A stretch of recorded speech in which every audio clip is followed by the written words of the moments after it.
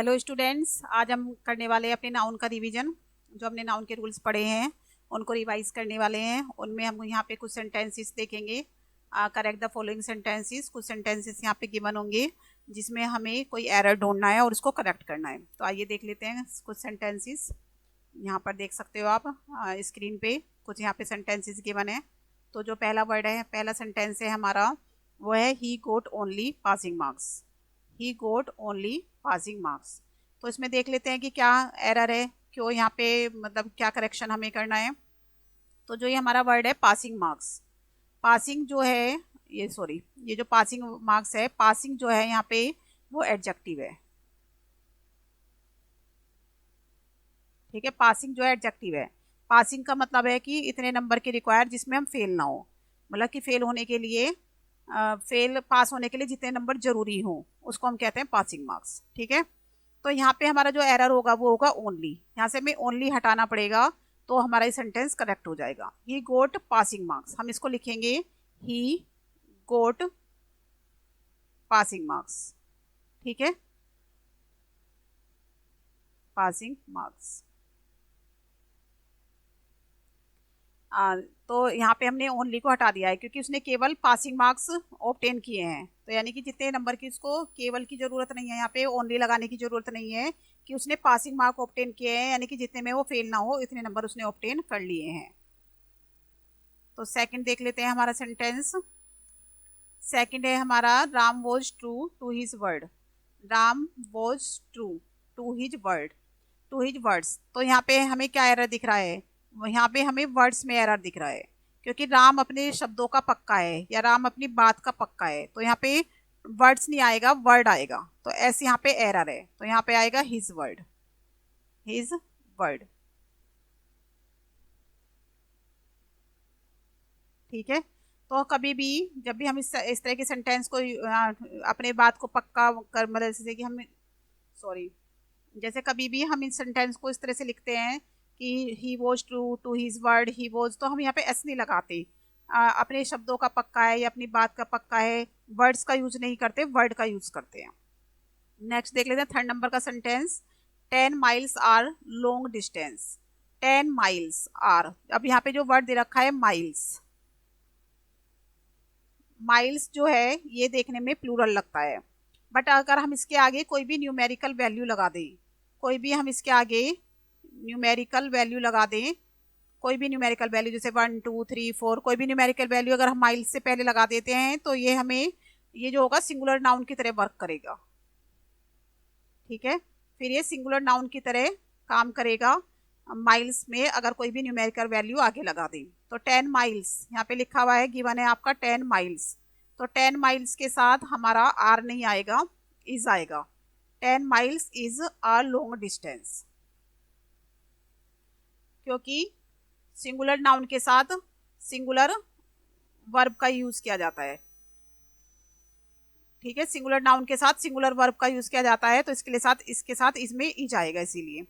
Next हम देख लेते हैं फोर्थ वाला, जिसमें लिखा है दे वॉन्ट 2 डोजन्स एप्पल। यहाँ पे लिखा है दे वॉन्ट 2 डोजन्स एप्पल। तो यहाँ पे हम करेक्शन कर लेंगे क्योंकि मैंने आपको बताया था जब मैंने रूल समझाए थे नाउन के कि जो डोजन वर्ड है, डोजन जो वर्ड है, डोजन जो वर्ड है यहाँ पर, इसके आगे अगर कोई भी न्यूमेरिकल वैल्यू लगा देते हैं डोजन के आगे, सॉरी डोजन का मतलब होता है दर्जन। ठीक है, दर्जन, जैसे 1 दर्जन, 2 दर्जन, 3 दर्जन, 4 दर्जन, मतलब डोजन का मतलब दर्जन होता है। तो डोजन अपने आप में ही एक पूरा वर्ड है, इसमें एस लगाने की जरूरत नहीं है। तो यहाँ पे जैसे लिखा हुआ है हमारा 2 डोजन, 2 डोजन्स लिखा है, तो एस यहाँ से हटा देंगे, यहाँ पे लिख देंगे 2 डोजन एप्पल, कि वो उसको 2 डोजन एप्पल चाहिए। ये मैंने सारे रूल आपको समझा दिए थे पहले ही ऑलरेडी कि कौन से वर्ड में क्या लगना है। तो यहाँ पे हमें जो एरर दिख रहा है वो डोजन्स में दिख रहा है। फिफ्थ सेंटेंस देख लेते हैं। फिफ्थ सेंटेंस में लिखा है I want 2 pairs of white shoes. तो यहाँ पे 2 पेयर्स ऑफ वाइट शूज जो लिखा हुआ है, जैसे हमने डोजन वाला देखा सेम यहाँ पर ऐसे ही रहेगा। पेयर, पेयर अपने आप में ही खुद एक पूरा वर्ड है, इसके साथ एस लगाने की जरूरत नहीं होती, क्योंकि 2 पेयर्स, 3 पेयर्स, लगाने की जरूरत, पेयर्स लगाने की जरूरत नहीं है। तो यहाँ पे 2 पेयर लिखा है, तो पेयर्स लिखा है तो पेयर्स नहीं आएगा, 2 पेयर आएगा। 2 पेयर ऑफ वाइट शूज, या फिर 1 पेयर ऑफ जीन, या 2 पेयर ऑफ 2 पेयर ऑफ कोई भी वर्ड ले लो आप।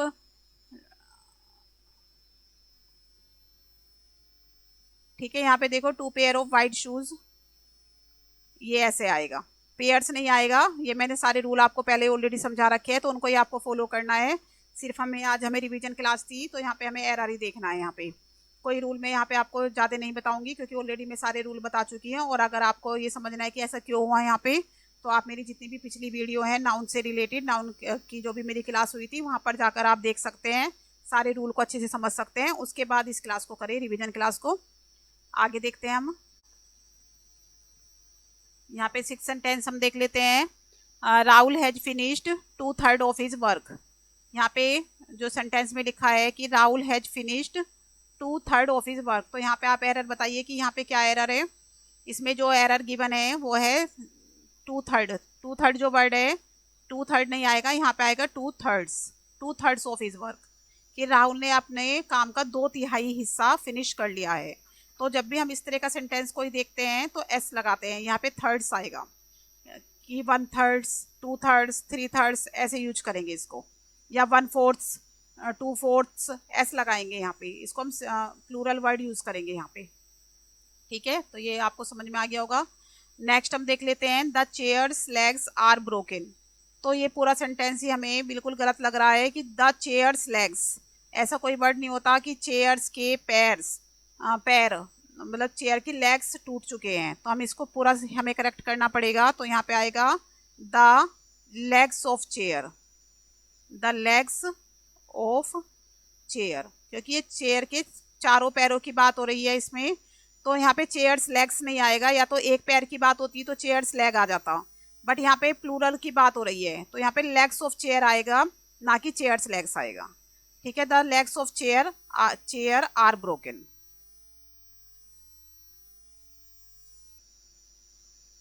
Legs of chair are broken आएगा आपका, the legs of chair are broken. ठीक है, नेक्स्ट सेंटेंस देख लेते हैं। 8th सेंटेंस पे हैं हम इस वक्त। Good night, I am so glad to meet you. तो यहाँ पे देखो सेंटेंस में कोई नाउन से रिलेटेड एरर नहीं है। यहाँ पे I am so glad to meet you, ये पूरा सेंटेंस सही लग रहा है कि आई एम सो ग्लैड, कि मैं आपसे मिलकर बड़ा खुश हूँ। I am so glad to meet you, but यहाँ पे देखो अभी हम मिलने आए हैं, तो उसने कहा कि मैं आपसे मिलकर बड़ा खुश हुआ हूँ, तो गुड नाइट नहीं बोलेंगे यहाँ पे। गुड नाइट बोलने से क्या होगा कि हम उससे अभी नहीं मिले, यानी कि बहुत पहले ही मिल चुके थे। यहाँ पे हम गुड नाइट नहीं बोलेंगे, हम बोलेंगे क्योंकि उससे मिलने आए हैं और उससे मिलकर हम बहुत खुश हैं, तो गुड इवनिंग बोलेंगे यहाँ पे। यहाँ पे हम गुड इवनिंग का यूज़ करेंगे, ना कि गुड नाइट का यूज़ करेंगे। तो हमारा जो सेंटेंस होगा, हमारा जो एरर है वो है गुड नाइट में, तो यहाँ पे हम लिखेंगे गुड इवनिंग, क्योंकि अभी हम उससे मिलने आए हैं, तो इसलिए तो खुश है मुझसे मिलके कि I am good evening, I am so glad to meet you. अगर हम गुड नाइट बोल देंगे तो यानी कि हम उससे विदा ले रहे हैं, यानी कि हम उससे गुड बाय बोल रहे हैं। तो अकॉर्डिंग टू सेंटेंस यहाँ पे गुड इवनिंग होना चाहिए, ना कि गुड नाइट। ठीक है, अभी देख लेते हैं 9th वाला। 9th वाला जो सेंटेंस है यहाँ पे, there is no space in the car, car में स्पेस नहीं है। तो यहाँ पे हमें जो एरर दिख रहा है वो हमें दिख रहा है स्पेस वर्ड में। यहाँ पे आना चाहिए था हमारा कि there is no room, there is no room in the car, there is no room in the car, क्योंकि रूम इसलिए हमने यूज किया है यहाँ पे। स्पेस और रूम में क्या डिफरेंस होता है? रूम माने होता है वो जगह जिसको हम ऑक्यूपाई कर सकते हैं, यानी कि जिसकी जगह पर हम बैठ सकते हैं। तो यहाँ पे कोई ऐसी जगह नहीं है, स्पेस नहीं है कि जिसमें हम बैठ सके, यानी कि खाली जगह नहीं है। और स्पेस का मतलब वो होता है कि कोई ऐसी स्पेस जो ऑक्यूपाई ही नहीं हो सकता, ऑलवेज अनऑक्यूपाइड रहता है। ठीक है, इसलिए हमने यहाँ पे रूम का यूज़ किया है। ठीक, नेक्स्ट देख लेते हैं। We should help the poors, हमें गरीबों की हेल्प करनी चाहिए। We should help the poors, तो पुअर्स कोई वर्ड नहीं होएगा यहाँ पे, जो वर्ड होगा वो होगा poor. We should help the poor, poor मतलब पुअर के अंदर ये पुअर एक प्लूरल वर्ड है, ये एक प्लूरल वर्ड है, पुअर्स नहीं होता, प्लूरल वर्ड ही पुअर होता है। पुअर मतलब होता है गरीब, तो हमें गरीबों की हेल्प करनी चाहिए। तो यहाँ पे जो एरर है वो एस हटेगा यहाँ से और पुअर आ जाएगा, पुअर्स में एरर है। ठीक है, नेक्स्ट देख लेते हैं नेक्स्ट सेंटेंस।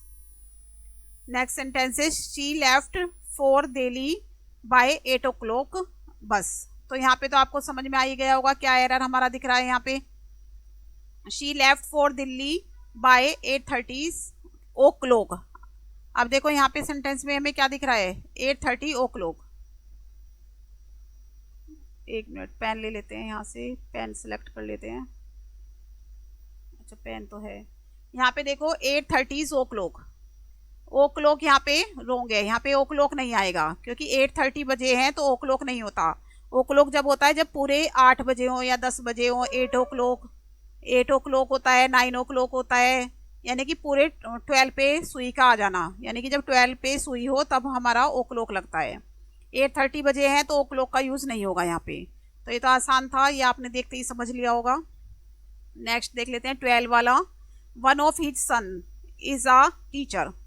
अब यहाँ पे देखो ये भी आसान सही सेंटेंस है, one of his son is a teacher, उसके बेटे में से एक। अब देखो यहाँ पे क्या लिखा है, हिज सन लिखा है,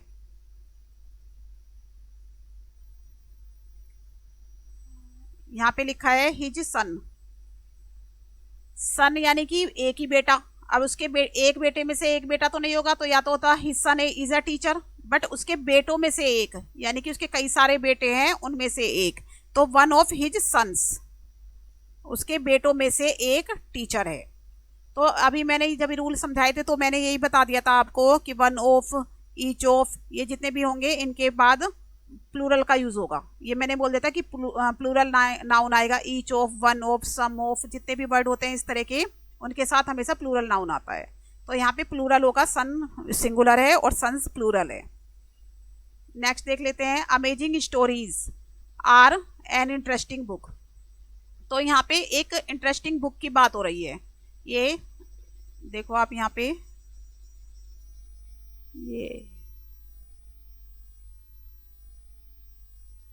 ये देखो इंटरेस्टिंग बुक की बात हो रही है कि यानी कि अमेजिंग स्टोरी एक इंटरेस्टिंग बुक है। तो यानी एक बुक है, अमेजिंग स्टोरी एक नाम है बुक का।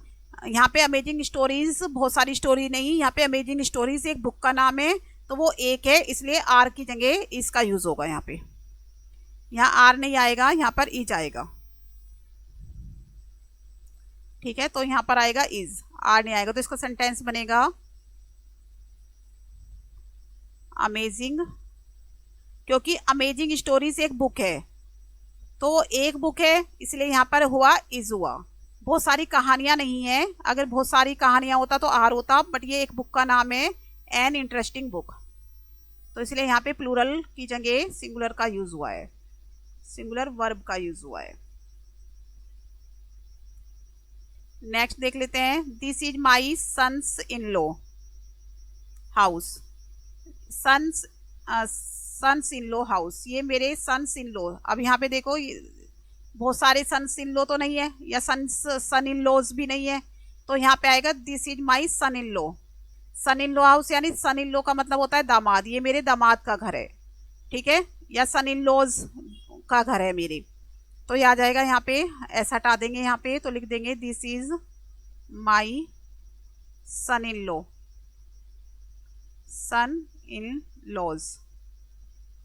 यहाँ पे हम सन इन लॉज हाउस लिखेंगे, ना कि सन्स इन लॉ हाउस। तो ये समझ में आ गया होगा आपको क्या क्या एरर है यहाँ पे।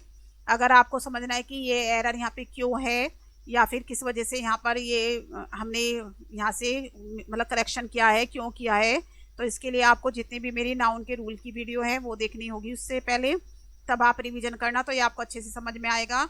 क्योंकि जिन्होंने हम मेरी ये सारी नाउन वाली वीडियो देख ली है, सारे रूल्स देख लिए हैं, तो वो अच्छे से इसको फॉलो कर सकते हैं और इसमें देख सकते हैं कि कौन से क्या मिस्टेक है यहाँ पे, क्या एरर है, और वो अच्छे से समझ सकते हैं। आई होप आपको ये वीडियो पसंद आ गई होगी। अगर आपको ये वीडियो पसंद आई हो तो प्लीज़ आप मेरे चैनल को सब्सक्राइब करें, लाइक करें और शेयर करें। Thank you for watching this video.